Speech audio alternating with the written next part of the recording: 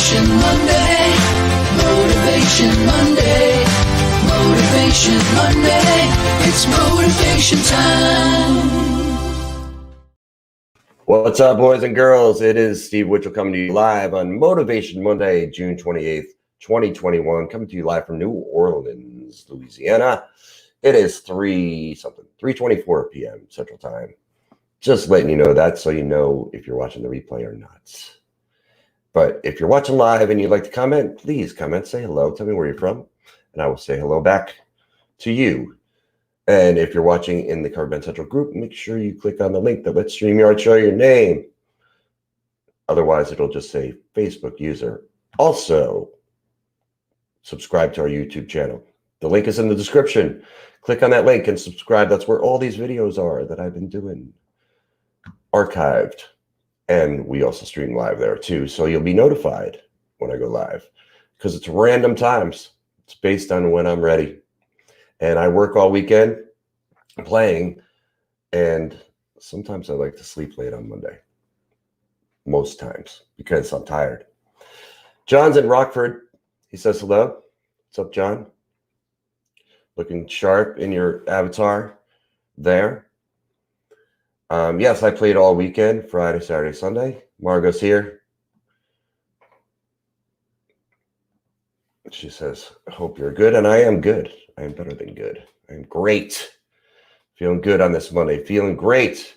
Feeling charged up. I got a project that I'm embarking on this week that I'll let you guys know about eventually, but it's huge. It's a huge project. And I can't wait to get started with this. All right, so topic for today is about songs, about knowing a lot of songs. And I have this list that I go through to try to pick a topic to talk about. And this one is relevant because I just celebrated, was Friday or Saturday, whatever the 26th was, Saturday. 11 years ago, I moved to New Orleans from New Jersey. Didn't really know anybody. I kind of knew one dude. And I packed up all my stuff in New Jersey where I'd lived my whole life, and I decided I'm going to move to New Orleans and play music. And I didn't really know how it was going to happen, where it was going to happen, with whom it was going to happen. But I felt like there was an opportunity here. I was told there was probably an opportunity here. So I said, screw it. I'm just going to go and do this. And I had been playing in cover bands for at least like 10 years at that point. Probably a little longer. And, you know, I've been a musician for a long time. At this point, I've been a musician for 38 years. But then that point, 11 years ago, it was 27 years. Still a long time, though. But I came into town, and the one contact I knew, he had a band that was playing, and I called him, and I told him I was going to come into town and just bounce around and come see his band at night and check him out, check out the scene. And he ended up calling me around 8 o'clock at night, and I was already in town in New Orleans. And he said, my singer got in a minor car accident. She's not going to make it. My bass player is going to sing. Can you come play bass tonight? And I said, yes, absolutely I can. And I didn't have any gear with me, nothing. I didn't know what their set list was. I didn't know anything. I just said, yes, I'm going to come play. And I went and I played the entire night, which is a long night here in New Orleans. We do, 5 hours plus on stage. And I knew just about every song that was on their set list. And the reason I knew that was because I've been playing for years, and because I'm a huge music fan, and because I like to learn songs. It's fun for me to learn a song and get it right and then play it with a whole band and then, make it work. So I played the whole night, and they were pleased with me, and then they hired me for that band as a result. So the very first night I was ever in New Orleans, I worked, and I got a job as a result. And basically I've been playing here ever since for the last 11 years. And the number one reason that I got that job, and because I continue to get work, there's many reasons, but the number one I would say is because I know a lot of songs. I know them and I retain them. I learn them. Some might argue that it's easier for a bass player. And I wouldn't necessarily disagree with that.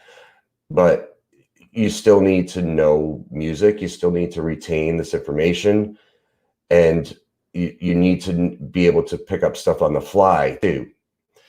So even if I'm just familiar with a song, if I've never played it, if somebody tells me the key of the song, I can generally figure out the chord progression on the fly. I can hear it in my head, and I know intervals.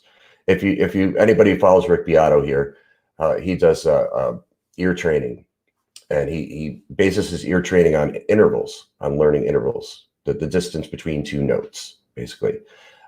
I've never taken his training, but I did take ear training in college. I majored in music in college, and I took ear training then.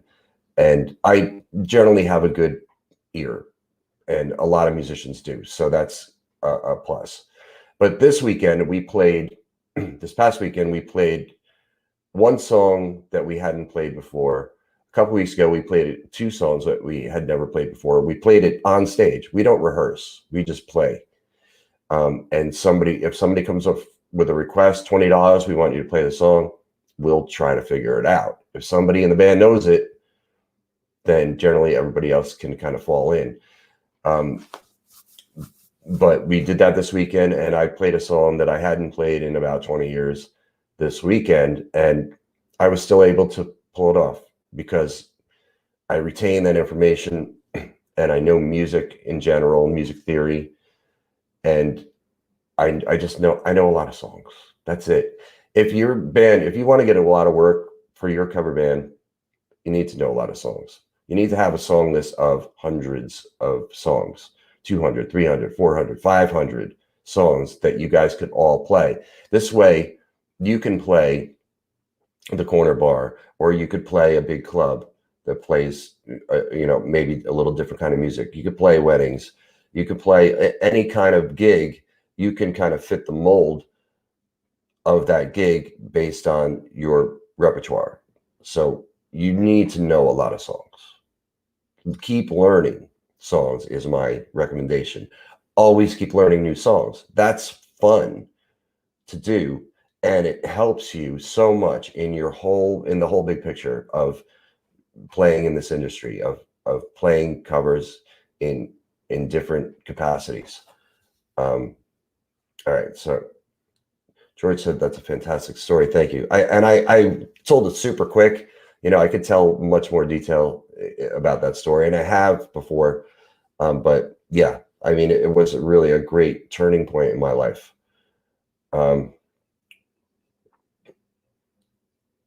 Yeah, that's true. Quentin says you can get the general chord progressions, but if you're a guitarist and doing some weird chord stuff, that could be iffy. That's true. And I admitted it's a little easier as a bass player. It's a little more difficult as a guitar player, keyboard player, and singer. Obviously, you need to know the words. And what do you say? But yeah, like I said, and Quentin said it too, learn new tunes all the time. That's the way to do it. As a drummer, it's a little bit easier too, because you don't really need to know chords. You just need to know beats. And if you play on the 2 and the 4, generally in any song, you can get through it at least. But you might not be playing the right parts, but you can at least get through it, and then go home and learn it, or go sit in your car and listen to it and learn it. But that's the wisdom I want to impart to you today, to motivate you to learn music, learn new songs. Keep a list too. Have a list for yourself of the songs that you know, and a list for the band that you're in as well, a master song list. Make it organized, alphabetical by song title or alphabetical by artist. Helps to put it in an Excel spreadsheet where you can make it alphabetical. Each row you can put it in, and then you can view it as alphabetical by artist, or alphabetical by song title, or by key. If you have a good spreadsheet, like I have one on the website, coverbandcentral.com. If you're on a computer, not on your phone, if you're on a computer and you go to the website, coverbandcentral.com, you look on the right sidebar, there's a spreadsheet you can get there that I made of the top 50 classic rock cover band songs. And I put them all in. I did a lot of work on it. It's all in there with keys, length, song length, time, duration, whatever it is, and also BPMs, beats per minute. So you can organize your songs by that too, if you want to put together medleys or something like that. So if you're interested in having like an Excel spreadsheet that you can customize yourself, you can get this there on the website, coverbandcentral.com. It's over on the right sidebar, and it's for a small fee because I did a lot of work on it, but you can download it. You'll need to have something on your computer, Excel on your computer, where you can customize it, but you can take that thing, that sheet, keep in the songs that you already know, and then add your own, or change out the songs that you don't do or that you don't know and add in your own songs there. And then it's a really very convenient thing to have to keep yourself organized. So go check that out if you're interested in doing that. But learn, keep learning songs, people, especially new songs too.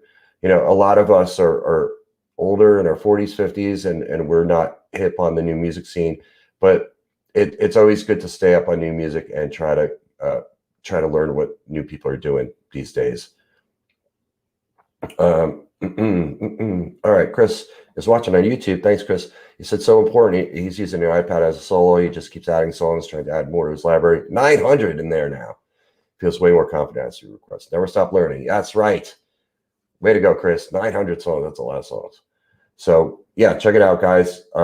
Check out that list on the website if you're interested. And make sure, like Chris is, you subscribe to YouTube. The link is in the description. It's where all these videos are that I do. We'll see you back tomorrow for Tribute Tuesday. Have a great day, night, morning, whatever time it is for you. Motivation Monday, Motivation Monday, Motivation Monday. It's motivation time.